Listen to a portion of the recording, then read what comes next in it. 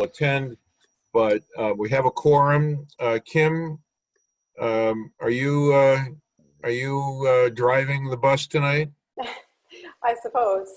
All right. I just started the recording, so you're good to go. All right, so the recording has started. I'd like to welcome everyone to the, this is a August meeting of the Permanent Building Committee. We're meeting here to discuss the in-process design by Spencer, Sullivan, and Vogt regarding the Lansing Millis building. In attendance as Permanent Building Committee members are Hello. John Larkin, Diane Germain, Richard Nichols, and myself, Wayne Klocko. Our executive assistant, Kim Borst. And then we have our design team, Lynn Spencer, Joseph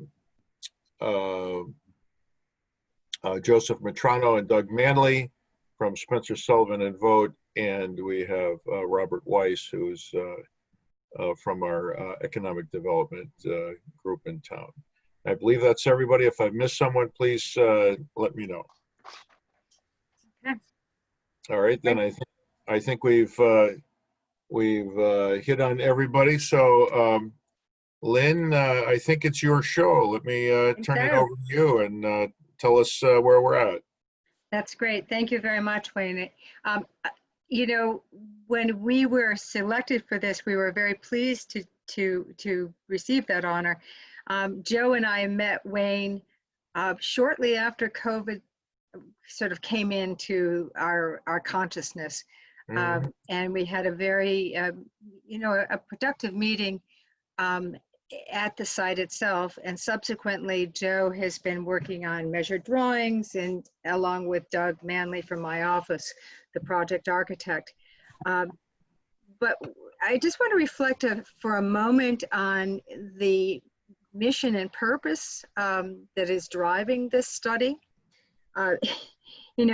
Buildings like this one, which once had an original function as a really interesting sort of combination of a railroad station with a library above, already, came into the world with multi-purpose in mind. And I think, that value, that kind of history is part of what we may use to help, drive the thinking on the future of this building, which may be adaptively reused, for multiple functions.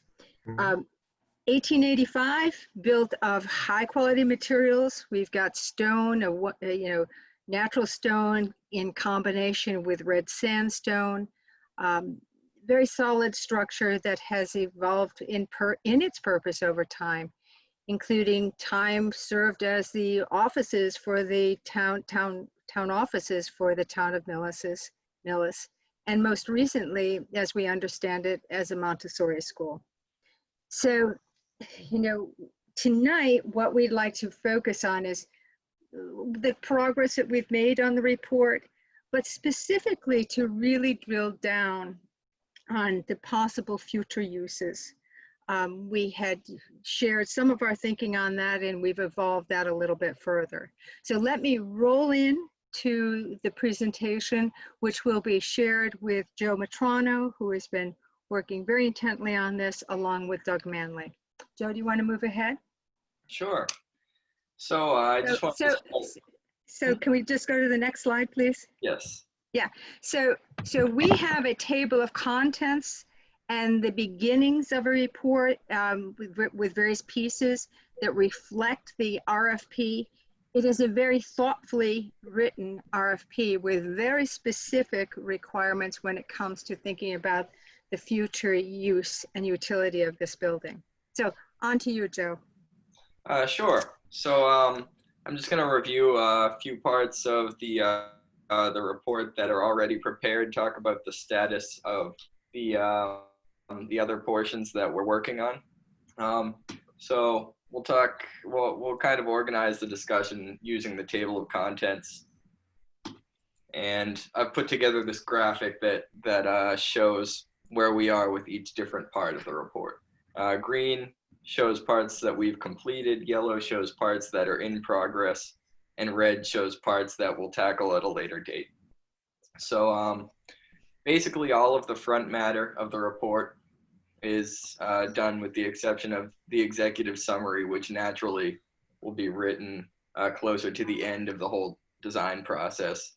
And that will just give a basic summary of everything that's in the document. Our methodology talks about, site visits, the process of putting together drawings and outline specifications. And we'll look at the measured drawings tonight. We have plans and elevations, and those are the existing conditions. And as for part one, that's the history and significance. It's a lot of research-based material. So in progress is the narrative that goes with the history and significance. Lynn already talked about it a little bit. There's a lot more to come on that background. The character defining features are completed, and for a little bit of background on those, these are the elements of the building that are important to its historic character, and those things that should be preserved in any reuse or restoration scheme. So we'll talk about that a little later. And the preservation guidelines are essentially a set of loose rules on how we would execute any sort of preservation work on the building.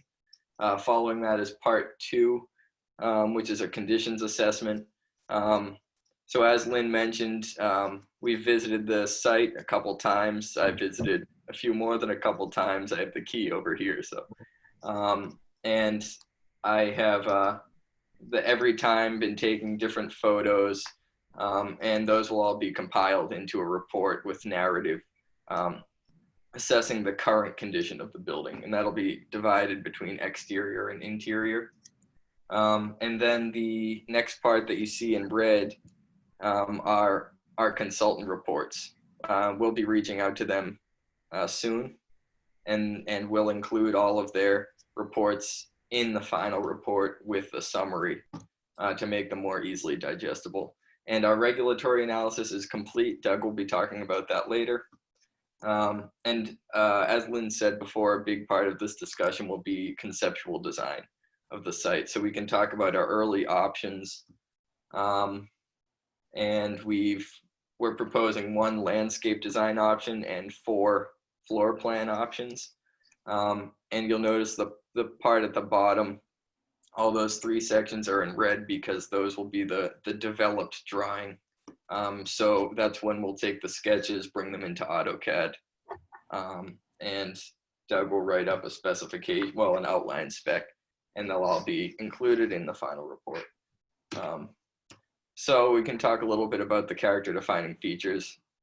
Like I said, this is the part of the report that talks about those elements that should be preserved in any rehabilitation or reuse scheme. We've used photos and narrative to kind of identify these elements that the architect and builders probably had in mind when they were constructing the building. It also gets a little bit into the site, its location in town, and the materials used. And I'll let Doug talk a little bit about the regulatory analysis. But before we jump into that, Doug, if I could just have a moment. Lynn, when you and I met out at the site, however long ago that was, you presented us with a schedule. Are you in a position to update that in relation to your index that you've just walked us through? Yes, I am. All right, great. Thank you. One of the things that we hope to accomplish tonight, and one of the reasons we wanted to do this meeting, is in a moment I'm going to go through some schemes, some possible uses of the building, and some options for its reuse. And I think what we're hoping to do tonight is if we could get a sense from this group which of these options have merit and are worth further exploring. it's at that point when Joe showed the index, we have not started our mechanical, electrical consultants or our structural consultant at this point. Right. What we're hoping to do is, if we have a direction that we feel that the building is going in, then we can direct to those consultants as to, does the building need to be air conditioned? What is the best kind of system for the building moving forward? Are we going to put an elevator in the building?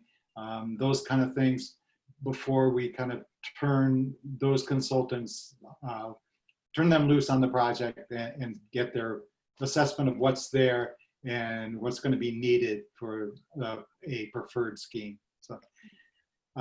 So for us, one of the first things was looking at the regulatory analysis and looking at what is possible on the site by zoning code, what items might make sense to pursue a special permit for, how the site can be used, and then looking at the challenges that the code brings on egress, architectural access to the building, and life safety for the building. So, Joe, are you running the slides? Who's running slides at the moment? Yeah, Just went to Joe's the right. next one for you, Doug.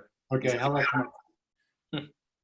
so the high points of the regulatory analysis. I think, first of all, we look at the zoning code and what the permitted uses are for the building.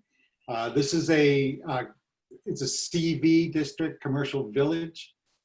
So therefore, a lot of the kind of commercial use of the space is permitted. Something like a restaurant would be permitted. Professional office suite would be permitted. Retail space. And then there's some other options, some school options. Elderly housing would be an option. One of the schemes that we show tonight is a live-work unit, which is also an option, which would be office space possibly on the first floor, or artist studio on the first floor, and living on the second floor is another option.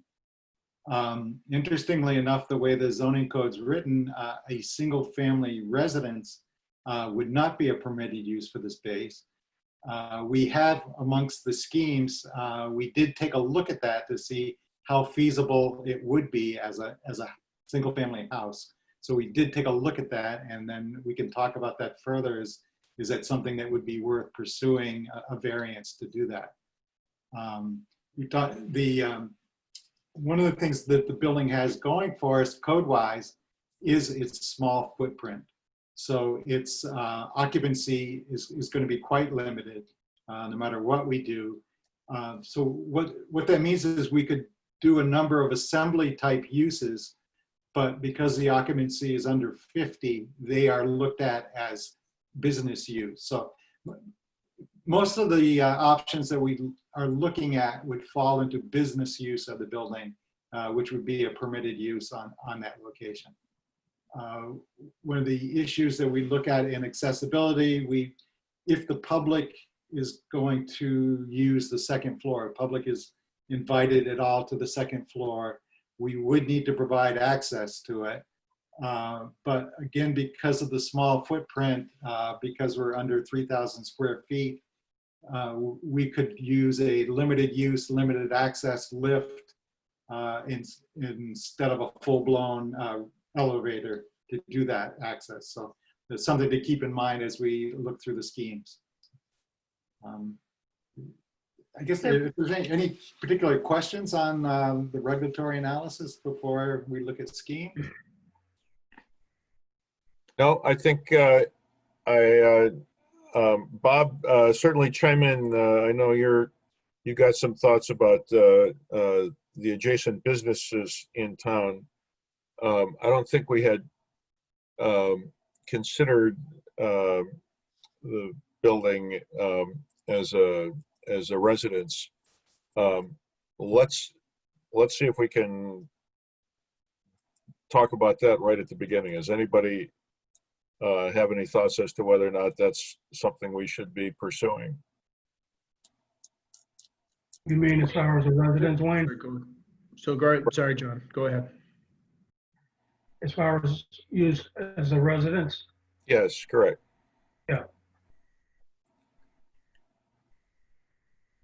Oh, you all set, John? Yeah, go ahead, Richard. Okay, sorry about that.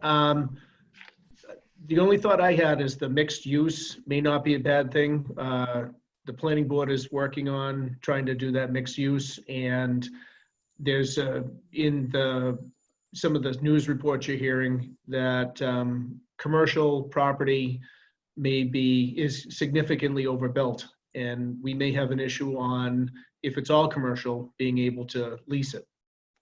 Just a thought. If it's a mixed use, you could have the upstairs occupied, and then the downstairs, if it went, if it was occupied or not occupied, it would, we'd still be getting income from it.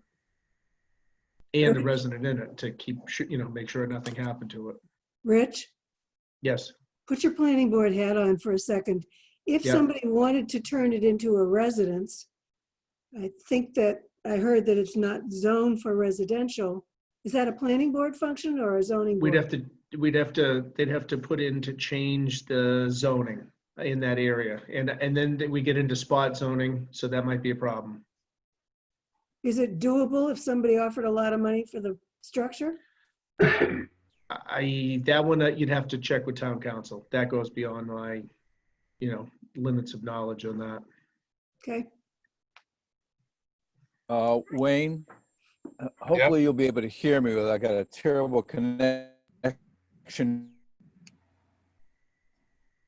The town is looking into the town center area, which includes this, just to take a look at kind of a revitalization of the whole area, which, as we know, it's 5 zoning districts, really, I think, including the overlay district.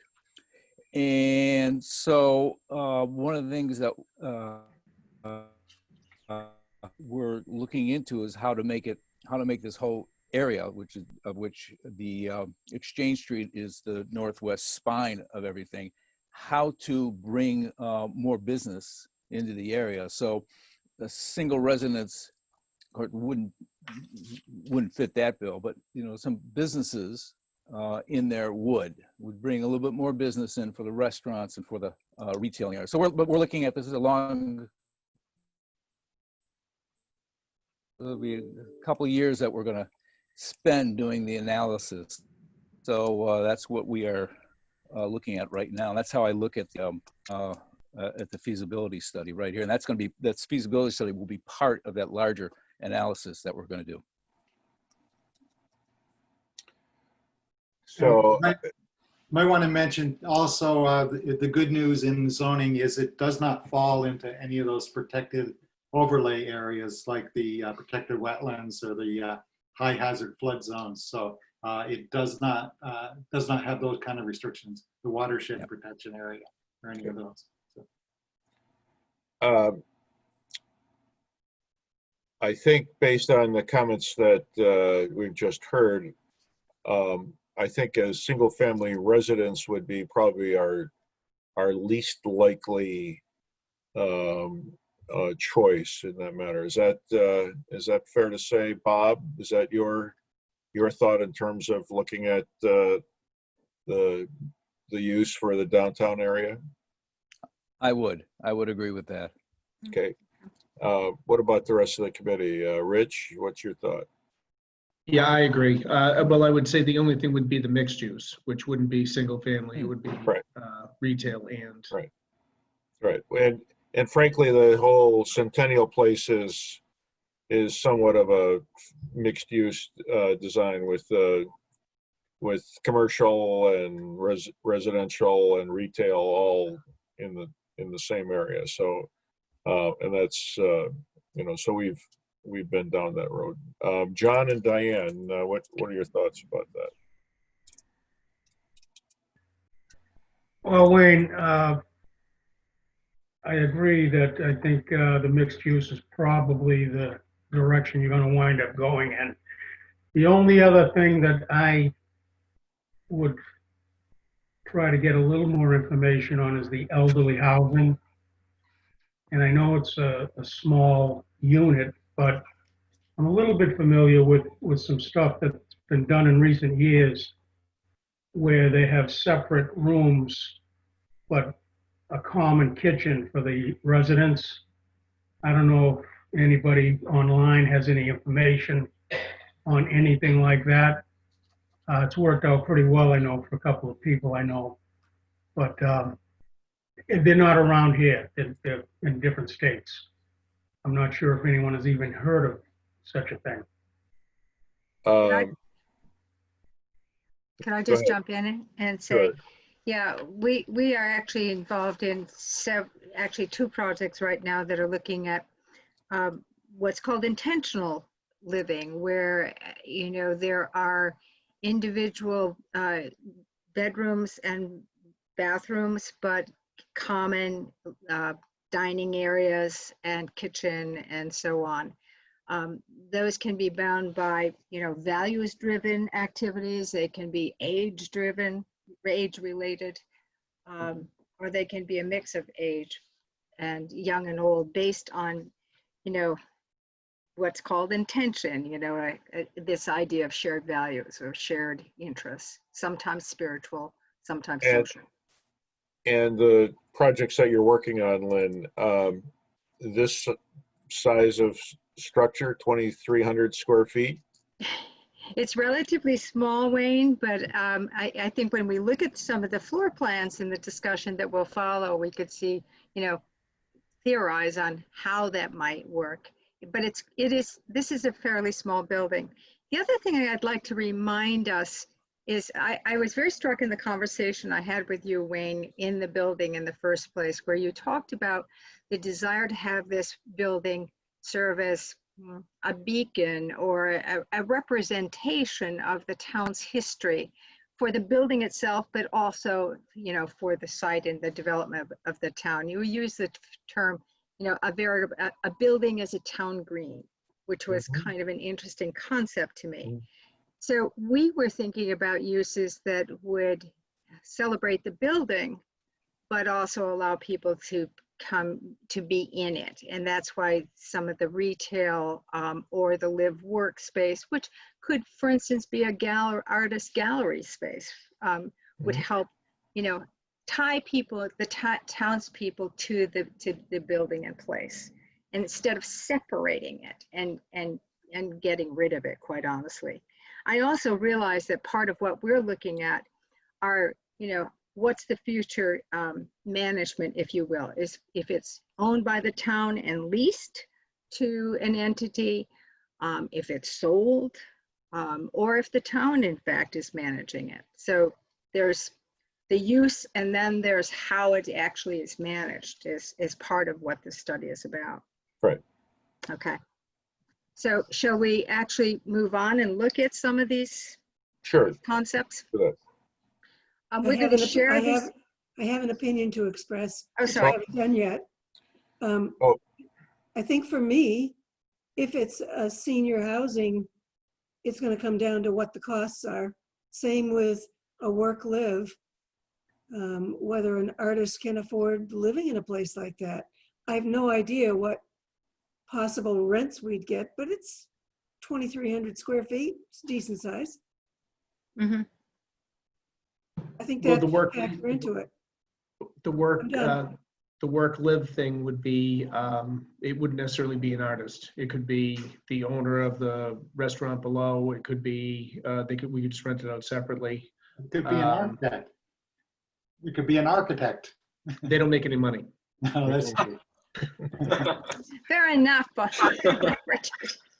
Well, there you go. I think it would be a perfect building for an architect. I think all of you could see yourself living in that building because it is quite interesting.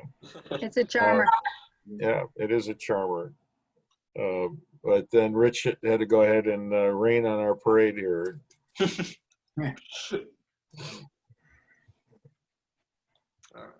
But certainly a professional office building, something like that would I think would fit in with all of our thoughts as to what the use might be.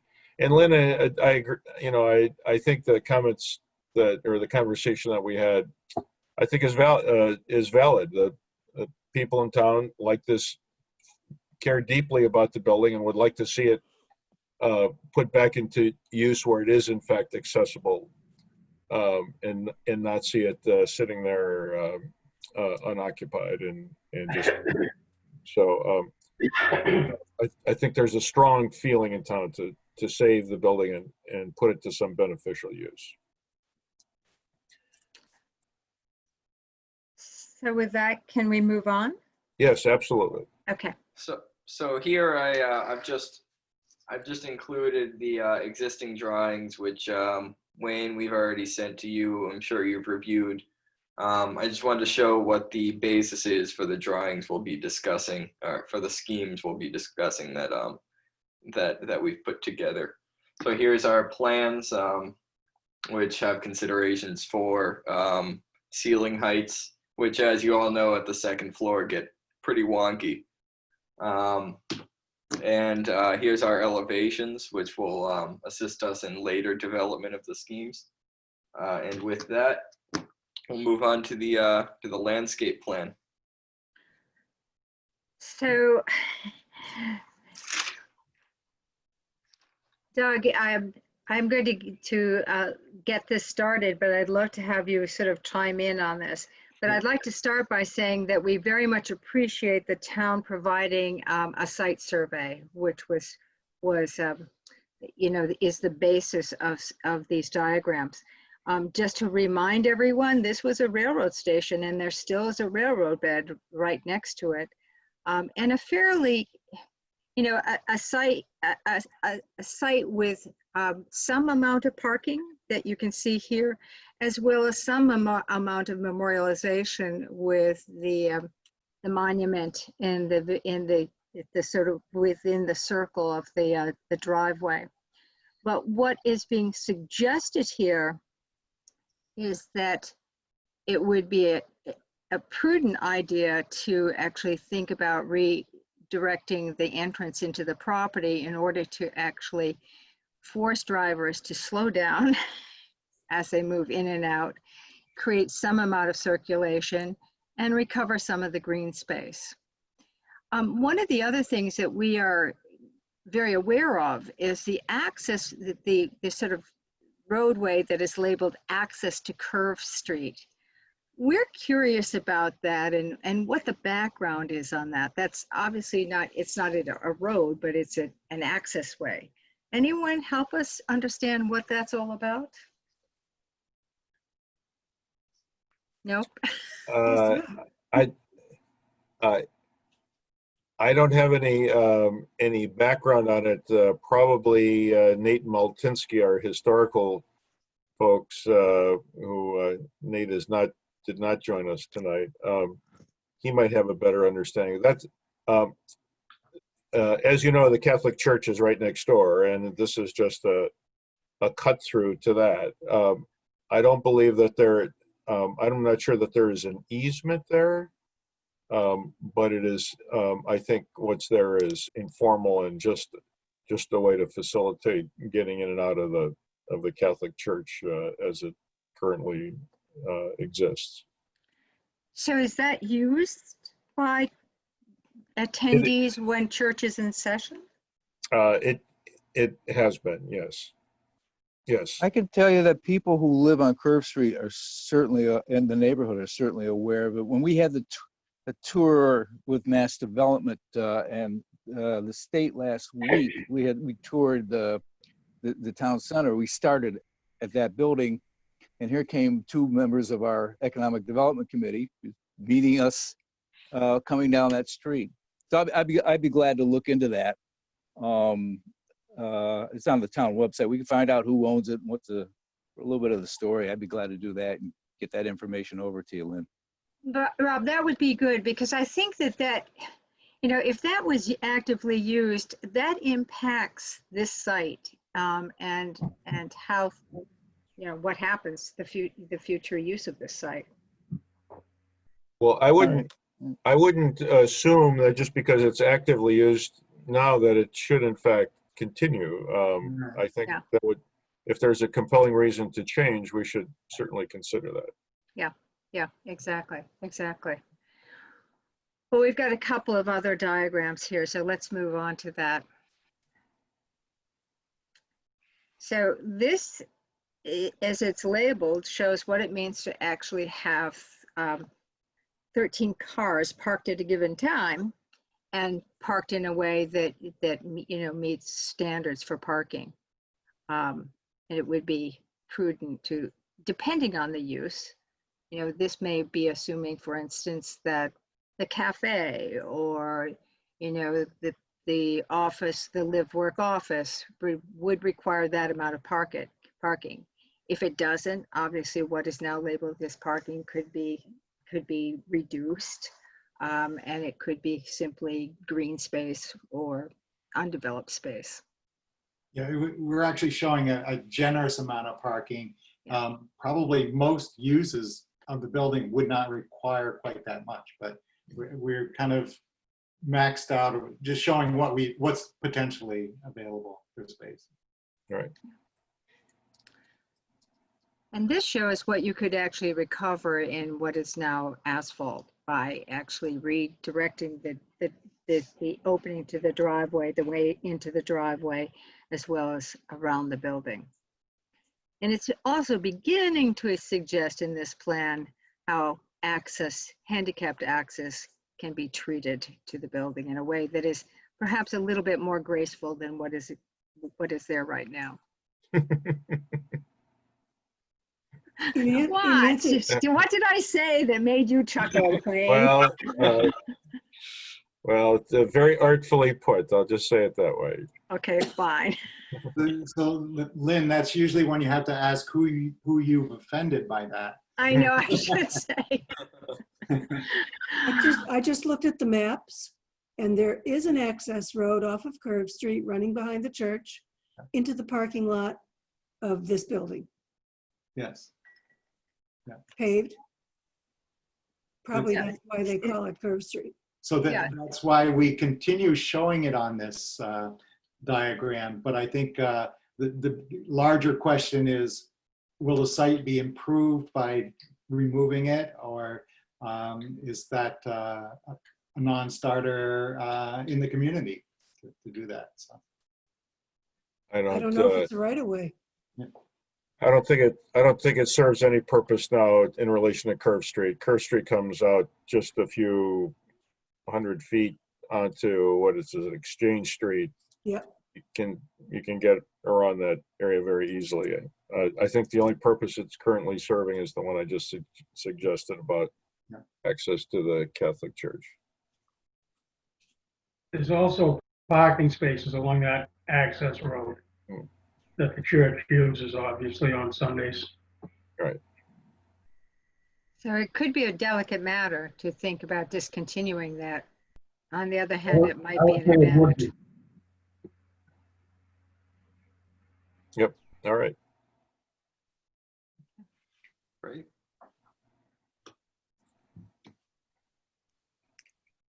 So could we go back just one slide, Joe? Yep. This actually shows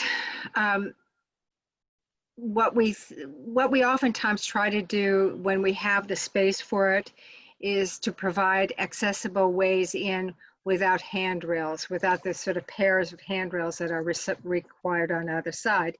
And you have, in fact, the space to do this with a 1 in 20 ramp or a 1 in 20 walkway. Mm-hmm. It's let's just say it's a more tactful way of doing it. Good. Well, we would certainly be in favor of that. Yeah.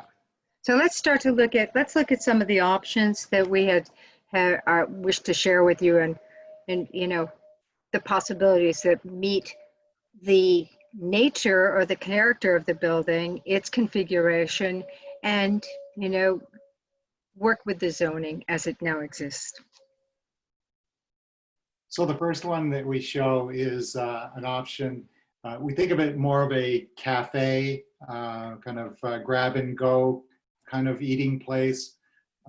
And we say that mainly because by the time you do some space for a kitchen, some place for restrooms, there's not a lot of room left over for seating. So As you can see in this scheme, not much. So we think it's just a small, bakery, cafe type of use on the first floor.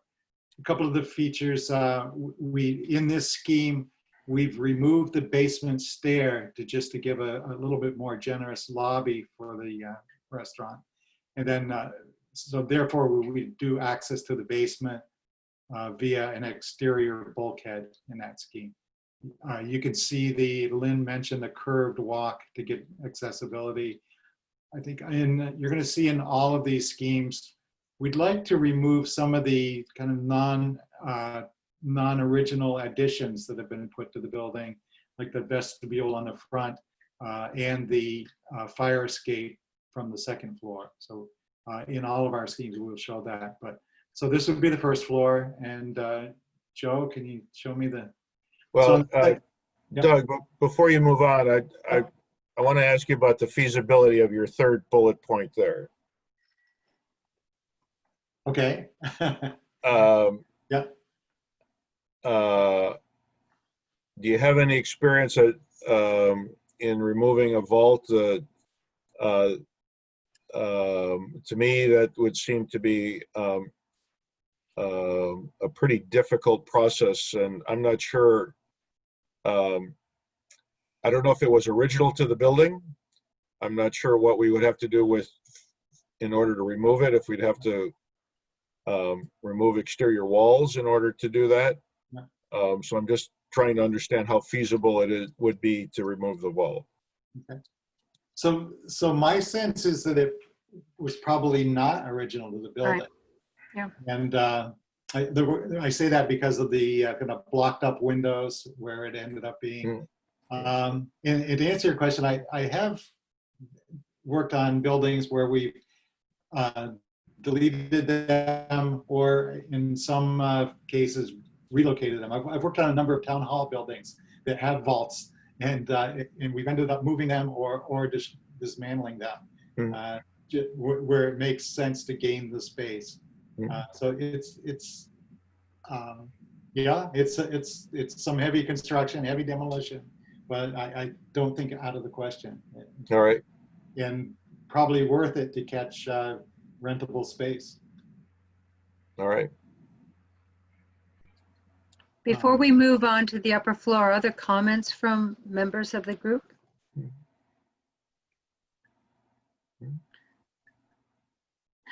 Before I actually go on to any further, has everyone toured the building? I have not. Okay. I have been in the building quite a bit, but not for years. It's been years since I've been in there. Okay. Same with me. One of the things in all of these schemes that you'll find common is, as Joe mentioned very early on, there are character defining elements that we've tried to maintain. There are things like fireplaces, and so in that very front corridor, you can see the mantle of a fireplace. So in our scheme, we'd like to maintain a good number of those features that we think are what give this building its special character. Agreed. So Joe, can we move to the second floor quickly? So in this scheme, restaurant use, cafe use on the first floor. The second floor would be something like a professional office suite.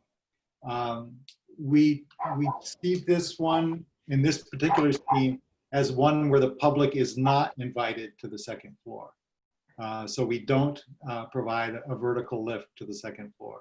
So this would be one that some sort of business that can operate without inviting the public to the space. And as we move on, we'll look at what that impact is for a space where the public would be invited to go. And here, because of the small occupancy of under 50 people, we can do away with the, in a business use, we would do away with the fire escape that's been added on. And we just maintain the main central stair as a single means of egress, which is the code would allow. All right.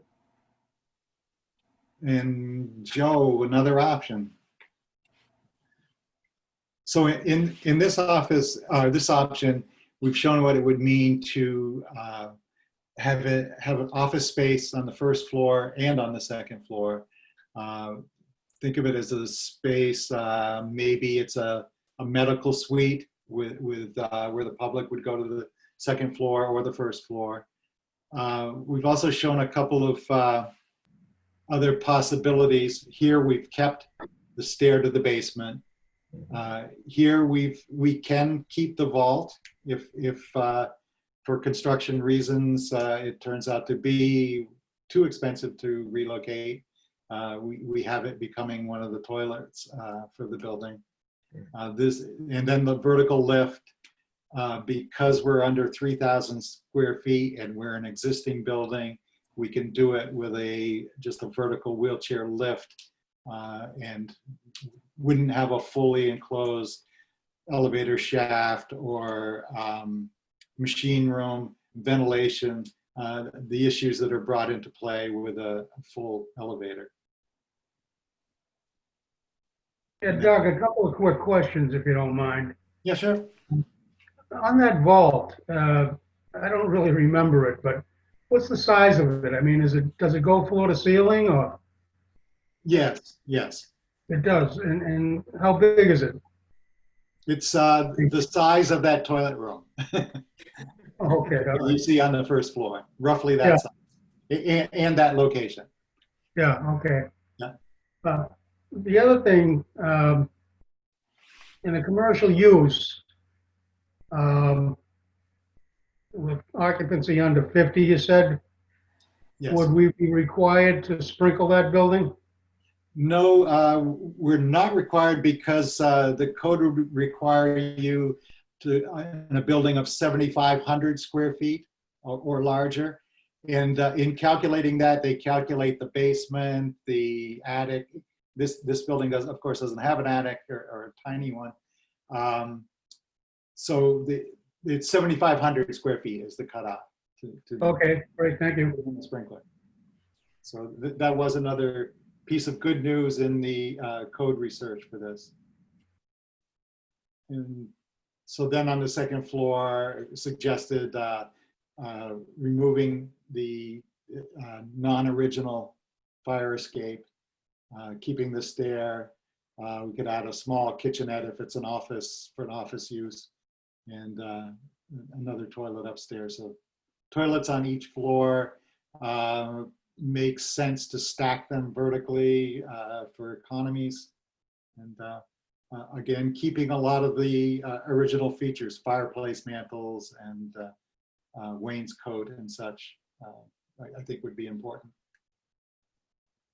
Well, you'd have some cutting and welding to do in order to get that second floor toilet if you left the vault in the first floor, wouldn't you? Right. Yes, you would, Yeah. yeah. Yeah. The vault, I mean, I know it feels like a big impediment, but it's actually a space use impediment Right. as well as being a big lump of masonry. And how many times did you warn us to not get ourselves stuck in that vault, Wayne? I still worry about that, Lynn. I don't want anybody getting stuck in there because frankly, I'm not sure that anybody would ever know that Get out. anybody was in there, and that thought is not very appealing. Yeah.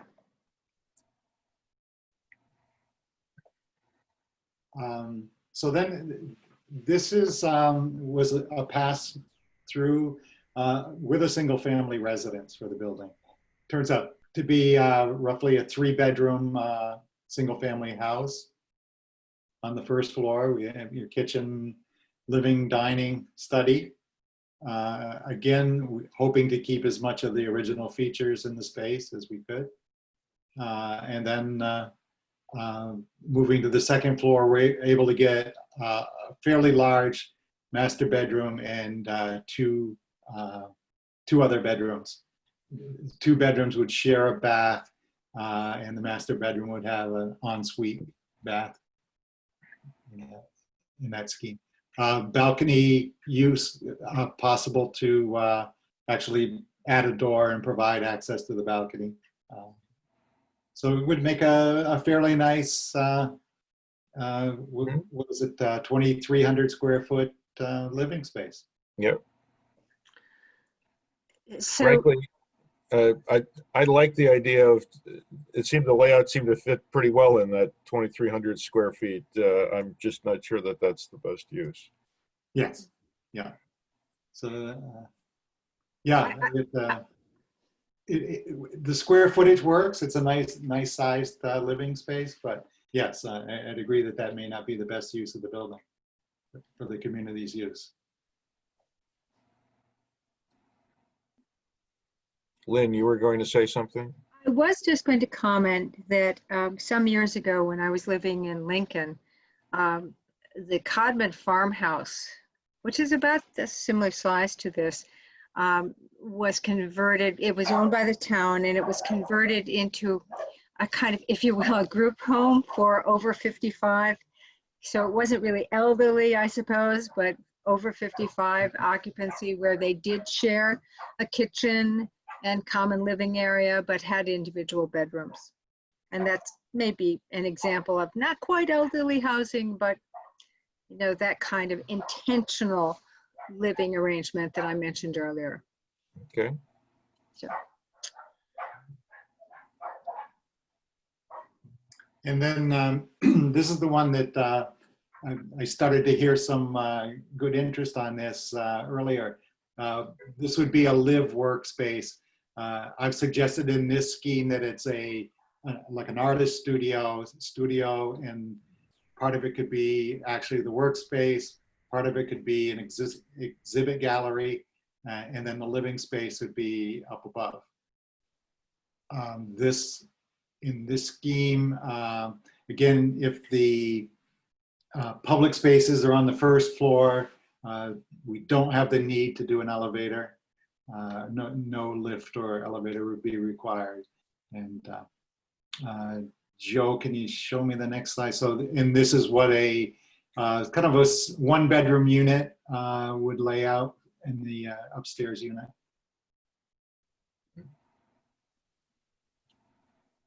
With that, the live workspace, the other option is, like you said, Wayne, with Centennial, where it was commercial on the first, not necessarily artist, and living above.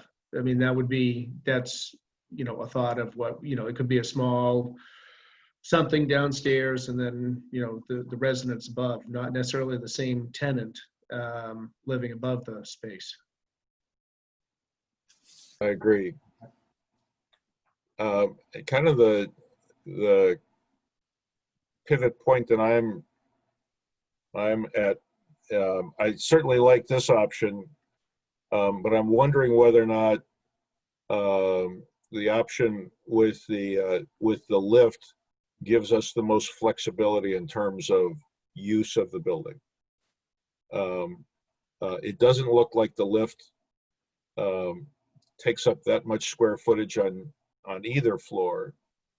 I know, Doug, you mentioned possibly some kind of a medical office use. Yes.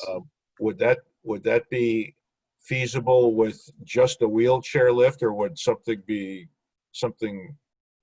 more functional be required for that kind of an occupancy? I think for medical office suite, that lift would be appropriate. Yes. It would be appropriate. All right. So I certainly do like the live workspace. I'm just wondering whether or not the committee at this point needs to cast its options as broad as possible, because we haven't quite determined, what the market will bear. So to preclude some options just based on the design, I'm not sure would be the best direction for us. Do we have any top-down direction that says we want something that generates income? Or Yes, we do. We certainly want that. okay, rather than selling it outright? Well, that's income as well, Diane. I think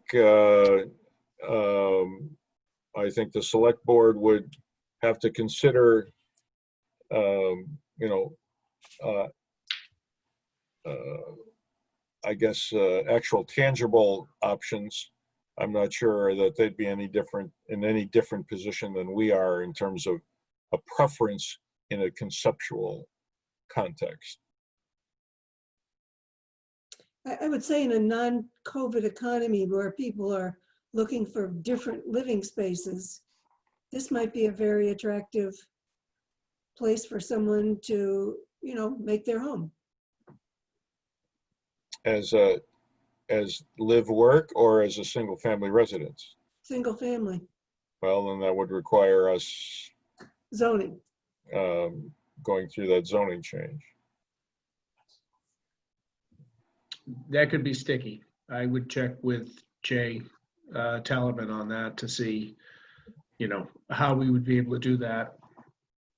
Like I said, spot zoning would be the problem. We'd have to change it in an area. Richard, let me ask you, I hear what you're saying. Where would we stand with mixed use? Is that something that you're allowing now? I think it's right now, and the architects can correct me if I'm wrong. I think that's allowed right now. Special permit. By planning board review. According Right. to the zoning code. Yeah. Special permit. Okay, yeah, okay.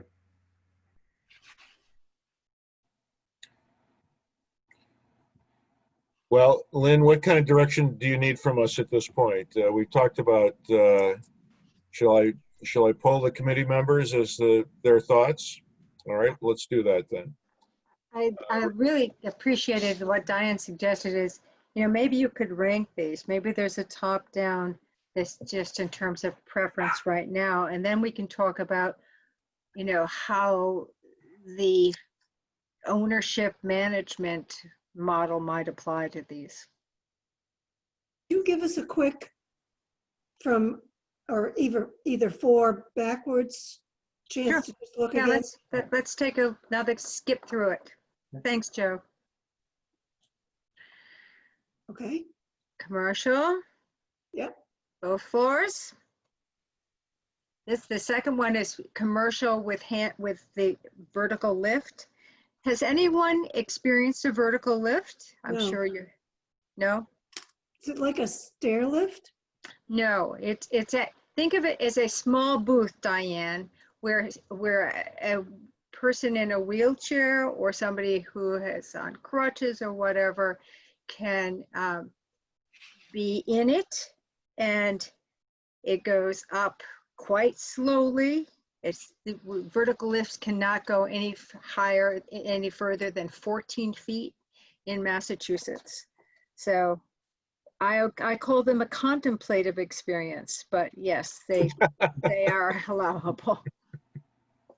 Is it like the vault if you get locked in? No, kidding. Kind of like that. That's different.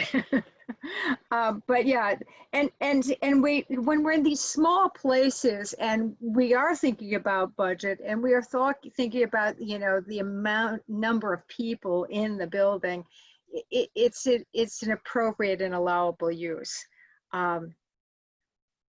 Okay, Single family residence, it's got some problems with it. And then the live workspace. In all of these, by the way, respect the staircase arrangement, the basic original layouts which Joe has captured in his, in the existing conditions plan. There's been changes within that space, but the original layout of this space was pretty open. 2 big rooms on each floor, basically. Yeah. All right, let's do this then. Let's poll the committee. I don't know that we need to rank all four. Let's do this. Let's ask each committee member to give me your top 2, whether or not they're in any particular order. Let's do that. So John, can we start with you? Well, yeah, I guess mixed use is where I think you're going to wind up going. how you mix it, I'm not sure. I'm also not sure if you might find a business that it would be a complete office building. In other words, a couple of big offices on the second floor um, would that would have no public access, where the real boiler room type work would take place, but the public office would be on the first floor.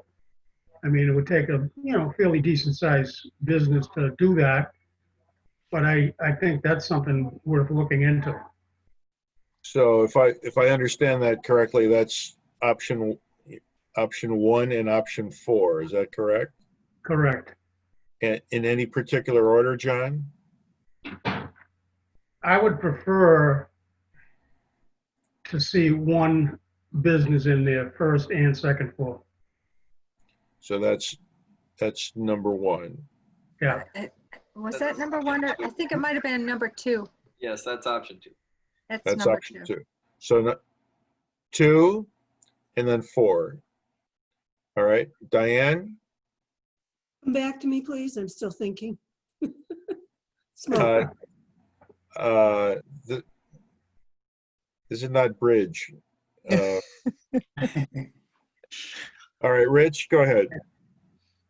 Oh, sorry. I would go with 4 first and then all commercial second. I'm just worried about the commercial market and being able to rent it. All right, so that's number 4 Mhm. as your first option, then 2 as your second. Yeah. All right.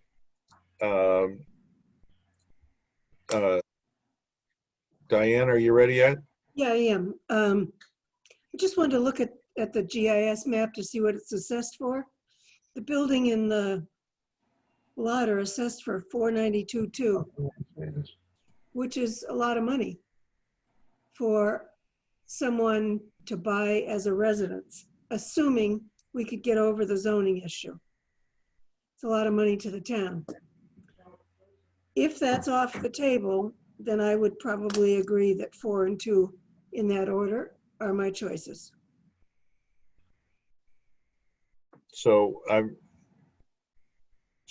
you've lost me there You because couldn't follow me? Come no, on. I don't follow your alternative. So is it 4 and 2 or is it Yes. number? It's 4 and 2 unless there's a relatively easy way to make it a single family house zone. If that's the case, the town could realize a fair amount of money for the property. Assuming that it's for sale at its assessed value. And I think that would be determined in part by the work that has not yet been done, which is the actual structural and mechanical analysis of the building. All right. As the chairman, I always get to go last. I am leaning in the direction of 2 and 4 in that order. So it looks like we're kind of evenly split. We've eliminated 2 options. We've narrowed it down to 2 and 4 with no particular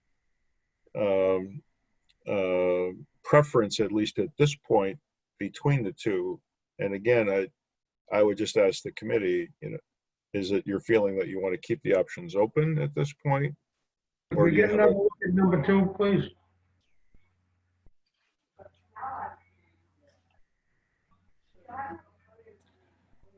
Two is a commercial use used on both floors, John.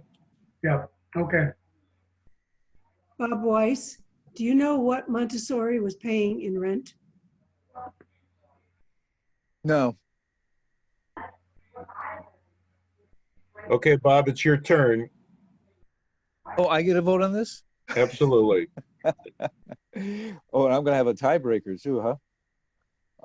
Yeah, well, being the economic development director, I would like to see, I believe it's number 2 is my first option, and number 4 as my second. I think everybody brought up good points. I think we're very close on either way. I love the live work option is intriguing. Just in the last couple of weeks, we had somebody inquiring about gallery space, which I thought about this building. It's got light on the first floor anyway, and on the second floor, I think it's got some light, a lot of light. So that live work as an artist kind of thing might be intriguing. But I would like to see some commercial that could help to feed the rest of to draw people from the neighborhood, but also to help the other businesses in the neighborhood. All right. Okay. All right. So can I? Yes, wait, Lynn, is this Chairman, helpful? Yeah, could I just ask this question, because I'm intrigued that number one got sort of fell off at the edge of the table, and in that one, what we thought about, because we thought about the sort of public involvement with the place, that's why the idea of a grab and go cafe, which is kind of in the spirit of the railroad station. You're on your way, you're moving around. That seemed to be not very interesting to people. And I'm thinking about Bob and the economic revitalization. I know there's a very attractive restaurant nearby for lunch and dinner, but this is like, a breakfast, place. We've worked on a couple of railroad stations, one of which in Reading was in fact a bakery and cafe, and they actually did the baking in it. So Lynn, I'm just kind of curious about that. To that, I actually have, I'm looking at my notes, 2 and 3 are kind of tied by me, or 3 and 2. I have 2 and 3. And you're right, we actually had an inquiry a few months back from a breakfast place that was that's currently located, I think, in Franklin, asking about this building, now that you mentioned it. So grab and go on the first floor, it's not a bad idea. But one of the things, we do have a couple of similar sized restaurants already on Exchange Street.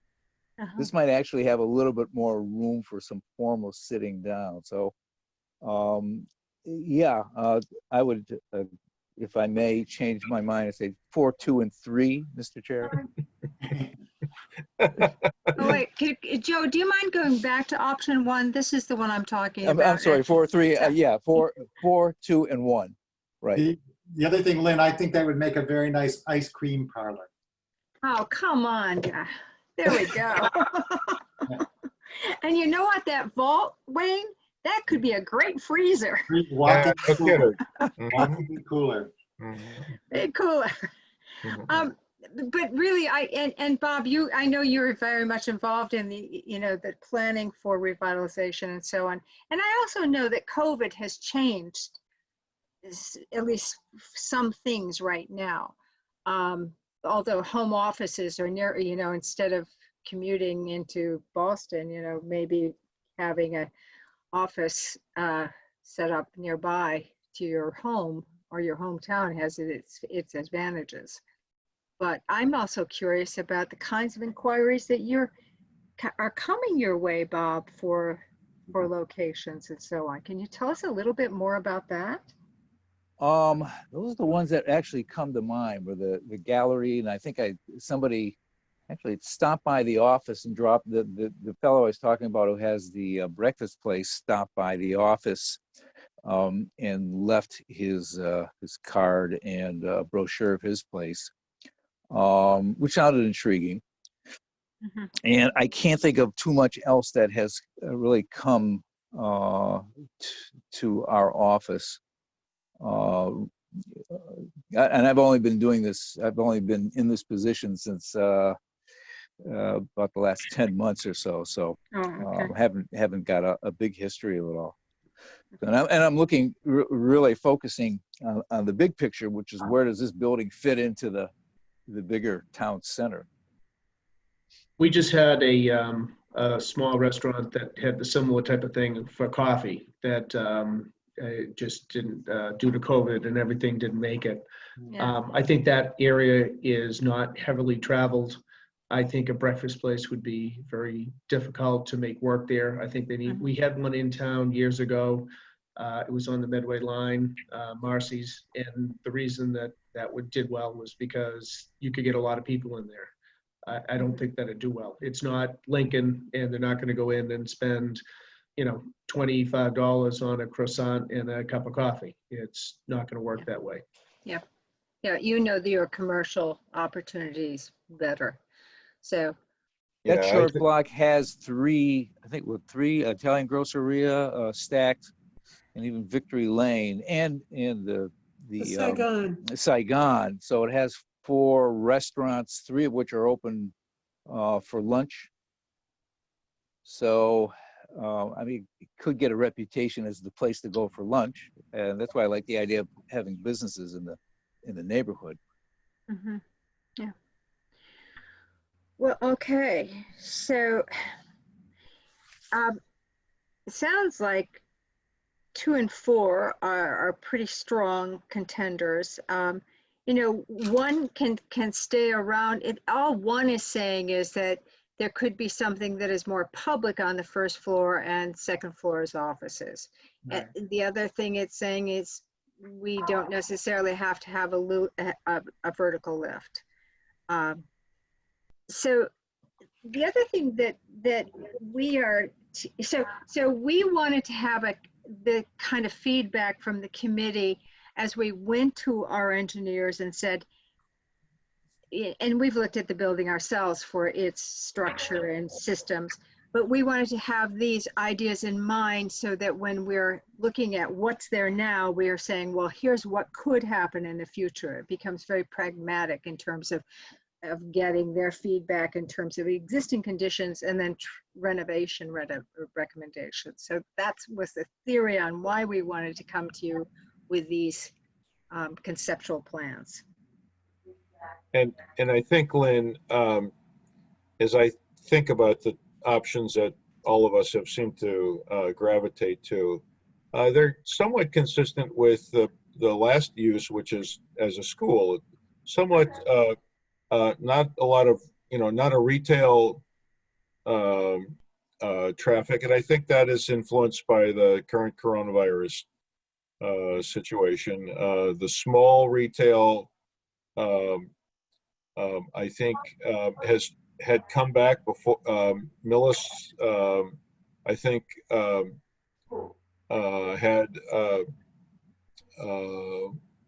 some of that develop, and I think we're kind of going in the other direction. So I think the professional use would be a little more predictable, not necessarily street traffic retail, like a bakery or a coffee shop. So we will go on to then work with our engineers and our existing conditions and treatment recommendations for the building envelope with these 2 plans in mind. The other part of what we were tasked with is advising the town on what the ownership or management structure might be. And I'll just let's remind us of what those opportunities might be. One is it's maintained by the town, and the town, is responsible for the renovations and the leasing. The other is that there's some entity that would be a partner on this. And I don't know what those opportunities might be. Thirdly would be an outright lease, which could be, you can imagine, we have worked on situations where, a lessee is actually responsible for some amount of renovations in exchange for the term of their lease. And the last is the idea of an outright sale with a preservation restriction. So those are the sort of 4 big categories that had been identified in previous thinking by the town. Any thoughts on what seems to make sense these days? My immediate reaction to that, Lynn, is that that will be driven by the cost to make the, the improvements to the building to make it habitable. So I'm having difficulty thinking how a lessee would move into 2,300 square feet with a major cost to rehabilitate the building that has no heating system, essentially no plumbing system, and having to do that all on their own. I think some kind of shared responsibility with the town getting something back in terms of its investment is probably more marketable. I think the one thing as I'm thinking about the options that you've laid out is that none of us are suggesting anything other than living within the four corners of the current structure. We're not looking to expand it in any way. So that being the case, I think it would come down to whatever the, maybe, there's a priority level of basic cost and then the things that we would like to have, or maybe, the traditional landlord and tenant where the landlord would take care of the structure, the lessee would take care of their own particular improvements. And I think that would, be more marketable today than anything else. Yeah. Well, I appreciate hearing that because that's suggesting that, you're doing a renovated shell with some amount of systems, and then, a build out would be up to the lessee. Right. Yeah. So, okay, that's helpful. Thank you. Well, what is the rest of the committee have to say? I think Rich sent me a note. He had to drop off. He's got something going on with. Oh, Rich is still there. I'm Rich still is here. there. Yeah. I think you had the right idea, Wayne, is that we give them it built out and then they can do the fit out themselves on that. And I am going to have to jump off. I've got something I Okay. have to take care of. All right, great. All right. Very John, nice to meet you. Thank you. All right. Thank you. All right, thanks, Rich. John, what's your thought? I pretty much agree with everything you just said, Wayne, to tell you the truth.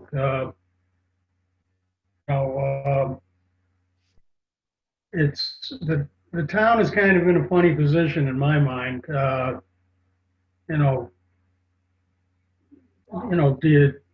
What's the end game basically? I mean, do we want to be in the landlord business, or do we want to just find a developer that will take all the headaches off our hands and give him the parameters that what has to happen?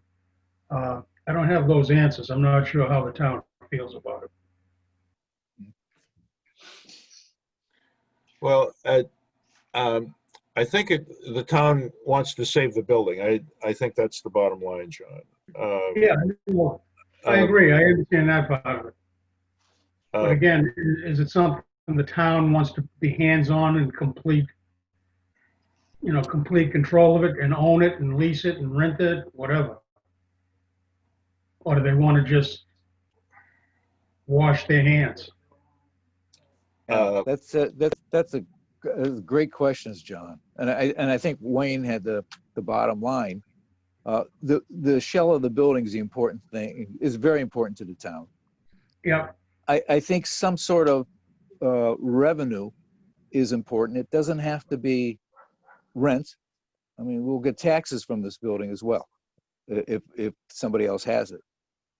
And I'm like you. I'm like, at this point, it's kind of hard to say, do we want to sell it to somebody? And some way we do need to assure that this building is going to remain the defining iconic landmark in the town, because that's pretty much what it is. We got Niagara Fire at one end of Exchange Street, and we have this building at the other end.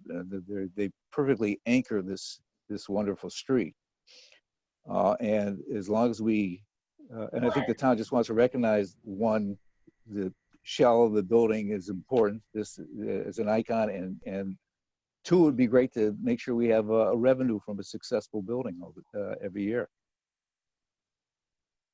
Well, I could certainly envision an arrangement, Bob, like we have at Oak Grove Farm, where the historical commission keeps their space there, and we rent out the back to a renter that keeps the building, viable, and it's heated and looked after. It may be something as basic as that, or if we had somebody that wanted to take total control over it and buy it, as long as they complied with our historical requirements. Again, I think that would depend on the specific circumstances, but I don't think we would reject that kind. I don't think the town has any opposition to that, but again, I think it would depend on the specifics. Okay. Diane, we didn't get from any feedback from Diane. Where are we at, Diane? I'm feeling a little bit lost, not knowing what the town's preference is.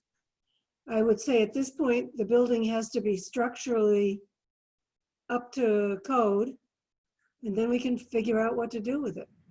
I don't think you've ruled anything out other than the single-family house because of a zoning issue. Okay. But I don't have a good feeling for what kind of rent we could generate or any of that without knowing what Montessori was paying. So Wayne, it's safe to say from what I hear that if the building were to be sold, you would hold a preservation restriction on the building. Is that? I think so. Bob, what's your thought about that?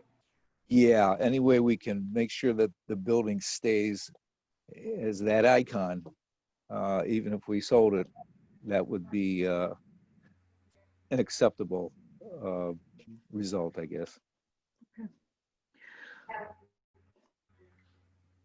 All right. Well, thank you. This discussion has been very helpful.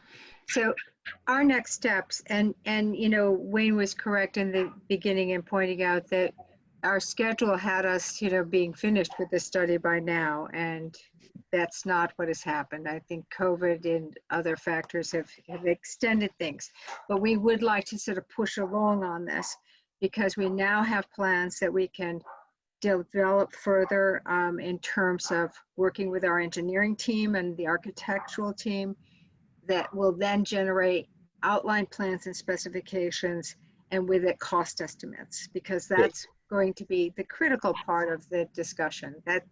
That's where it's all going to come together. So I'll send in a revised schedule to you, Wayne, to share with the committee. All right. But we will be pushing along to get this to conclusion. Good. Well, thank you. Thank you very much for this for this meeting and your feedback. All right. And so you have what you need from us, and if you don't, you know where to find us. Please reach out and let us know. And Joe has the key.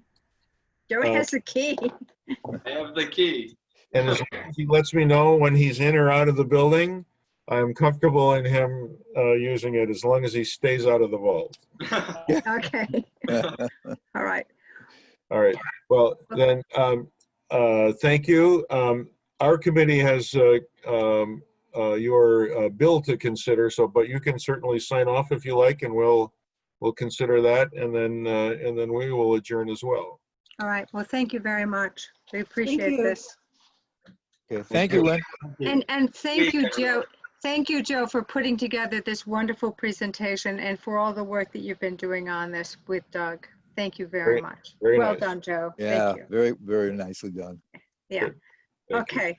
All right. Good night, all. Thank you so much. All right. Good night. Night. Thank you. Wayne, if you have committee things to do do you need my presence? No, we're just going to pay the bills. So Kim, Yes. We have 2 invoices from them. Bye, Thank you. Bob. All right. Okay. Bye-bye, Yep. everybody. Can Good you, night, Bob. can you see it? I bought, There it is.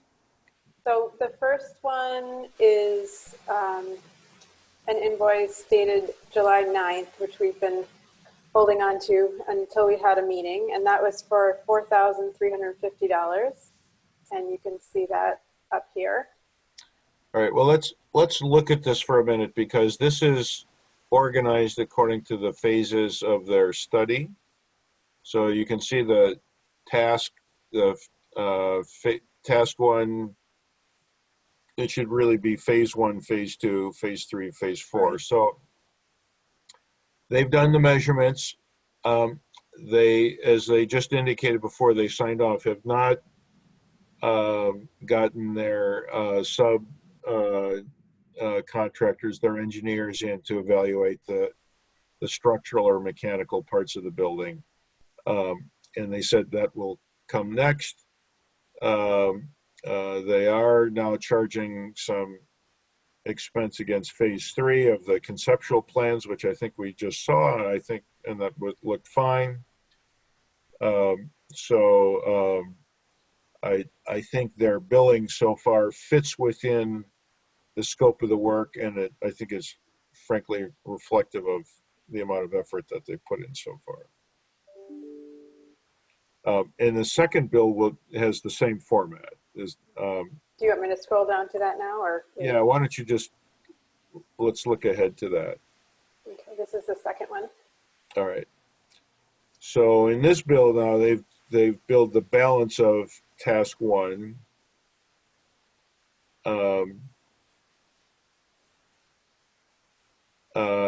Phase 2 is, did that say regulatory analysis before? I don't recall what that said. You want me to go back up? Yes. Okay, all right. So they have certainly spent some effort doing that.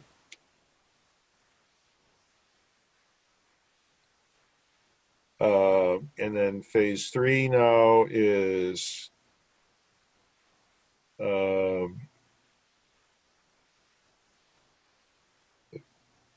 conceptual design. That's what we've certainly talked about.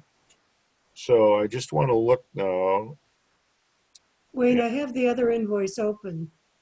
They billed for phase 1, 3,500. For phase 2, they didn't bill anything. For phase 3, they billed $850 and nothing on phase 4. And then we had a $1,000 invoice prior to that, which is why it says on the task 1. So What was the contract amount? Was it 20? 25. It's shown on the left-hand column there, Diane. So if just based on their billing of the $25,000, we will have paid $1,000 plus 3,700 plus what's the bill above us? 4350. Is that it? Just those 3? Yes. Okay, so that's it's $9,050 against a $25,000 contract, of which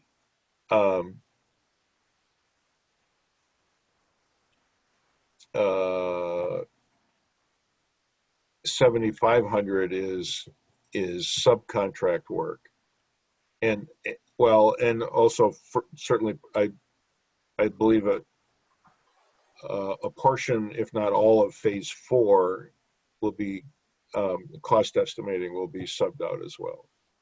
So they're less than 50% into it with these 2 invoices.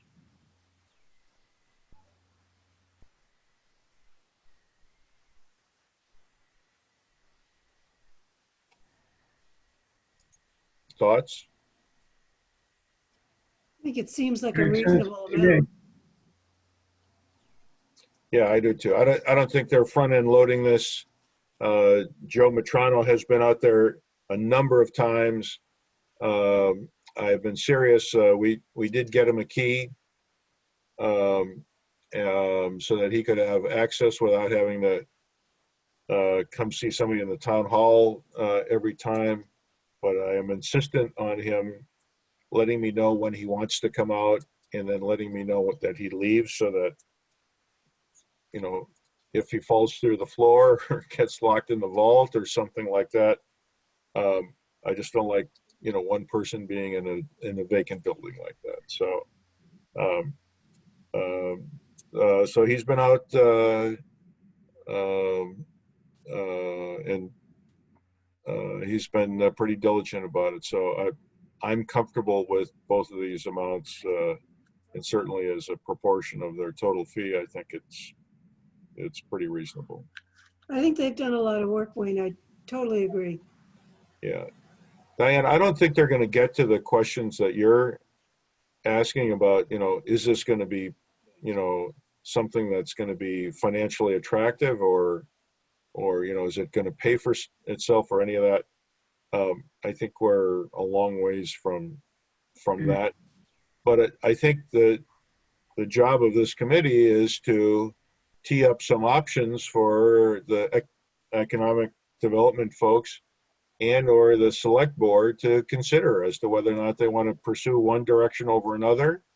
I think we'd give them some choices, and I think they can decide, you know, how they want to go in relation to some of the questions that they asked. You know, do you want to sell it? Do you want to lease it? Do you want to partner? Do you want to keep a preservation restriction on it? I think all of those kinds of things. I think our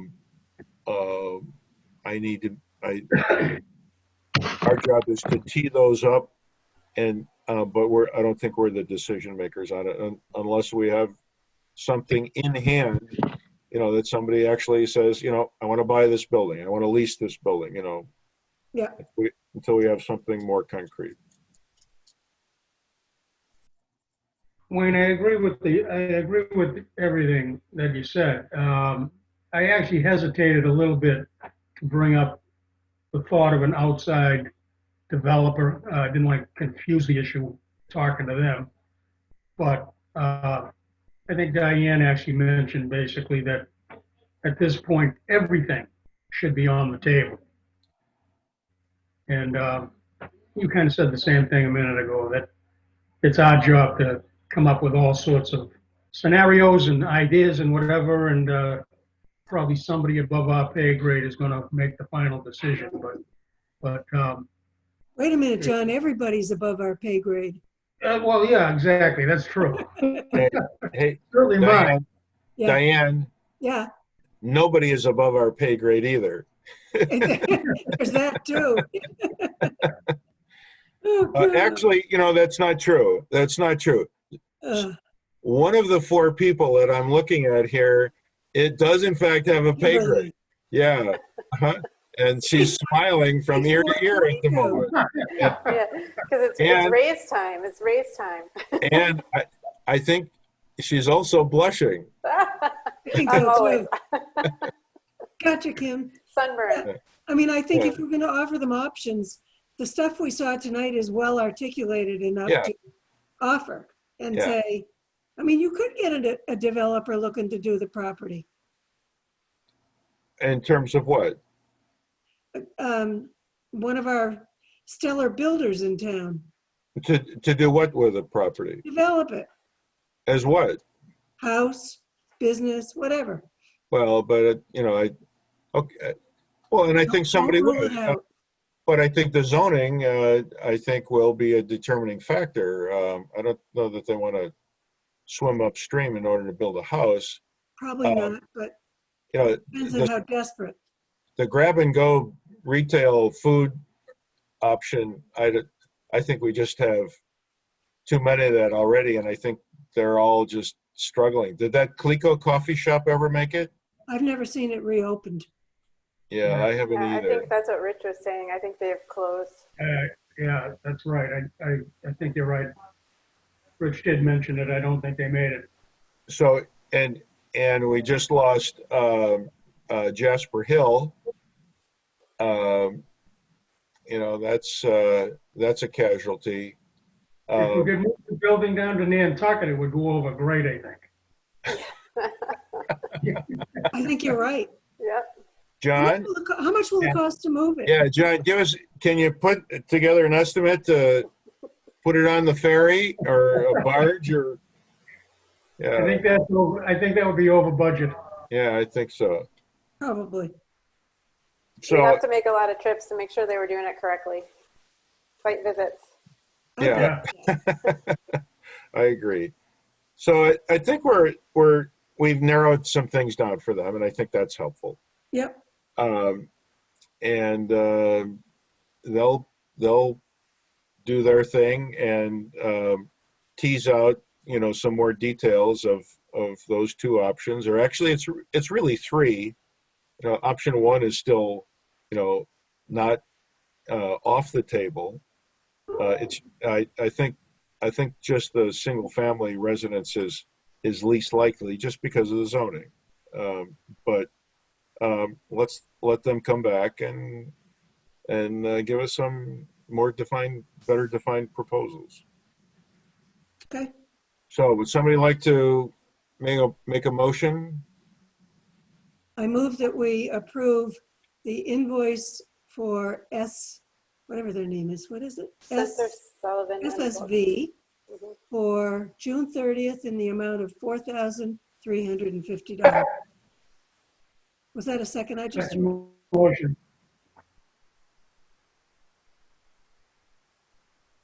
John? do you want to second it? All right, it's been moved and seconded. Any discussion?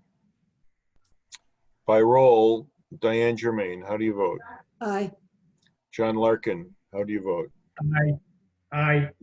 Wayne Clocko votes aye. Motion carries unanimously.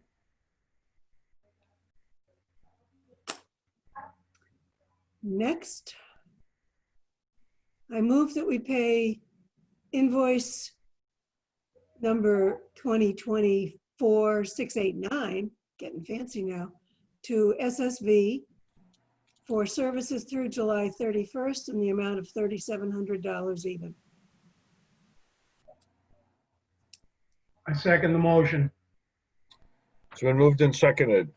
Any further discussion? Diane Germain, how do you vote? Aye. John Larkin, how do you vote? Aye. Wayne Clocko votes aye. Motion carries unanimously. Great. Kim, do we have minutes to approve? We actually don't. This was, the last time we met on this was a meeting with some other topics as well, so they've already been approved. Okay. I don't think we need to schedule a next meeting because it will be contingent, at least on this subject, it'll be contingent upon their next iteration after they do the engineering analysis. The PBC, however, will be meeting in September. Actually, I got an email from Robert Taylor regarding the DPW. Let me just go to that. And I forgot, I've not forwarded to any of you yet, and I will do so immediately after this meeting, but Robert Taylor sent a note and said that the filed sub bids were received today, and roofing and flashing came in under the last estimate. Good. Plumbing came in within $1,000 of the final estimate.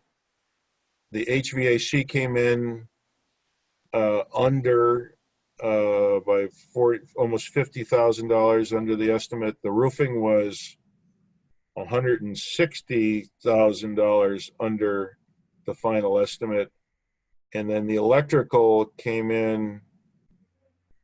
Looks like about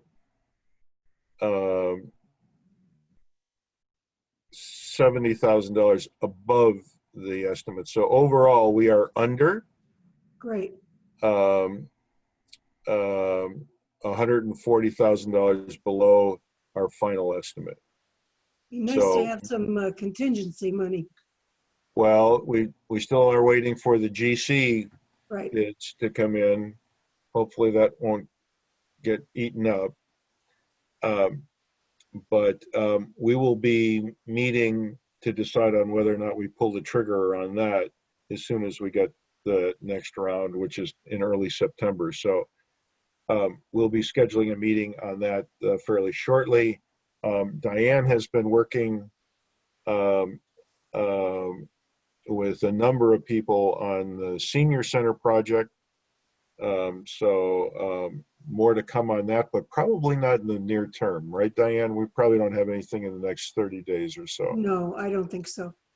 It'll depend on Mike and Jim, who both want to meet with the seniors, and then hopefully they'll work with the people I've recruited for their schedules. All right. So the two feasibility studies, I think, are we're done with for the near term. The next thing on our plate is reviewing the contract and letting the contract for the DPW project. All right. On a side note, do we have a work group meeting tomorrow? I don't think so. I think Good we're answer. we're on our off week, Diane. I think so, but I wanted to make sure in case they were pushing to, no, I don't have one on my calendar. To get They some- had a walkthrough meeting today. I did get an email, but I haven't even had a chance to look at it yet. Let me look at it really quickly right now. I think there's work to be done in the tennis courts. Chris has taken more pictures. Hold on. Let me read this first, Diane. Yep. Jen Littlefield says that Warner Larson does not recommend acceptance of the courts at this time. However, there is absolutely no reason for the town not to use the courts. Warner Larson recommends another site visit after a rain event to evaluate the low spots. In addition, they've been speaking to the subcontractors involved, trying to gain an understanding of the issues involved in the concerns over possible ponding. They anticipate visiting the site in the next few weeks. So that's what they had to say. So that really limits us from any remedial work if there is to be any, correct? What do you mean limits us?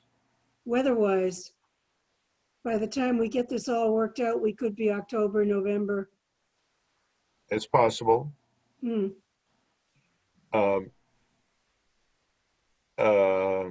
Here's let me forward. Chris Eberly responded to her. I got both of them. Oh, you did? Yeah. Okay, Yeah. I hadn't had a chance to look at either one. I've been busy all day on other things here. So if you've got them. I do. Okay, great. We'll talk in All the right. next few days. Okay, good. Well then, I would entertain a motion to adjourn. John, you're on. I make a motion to adjourn the meeting. Second. John, well put. Thank you, everyone. Bye. Have a good All night. Thank you. All right, good Good night. night. Thanks, Kim. Bye. You're welcome. Good night. Good night.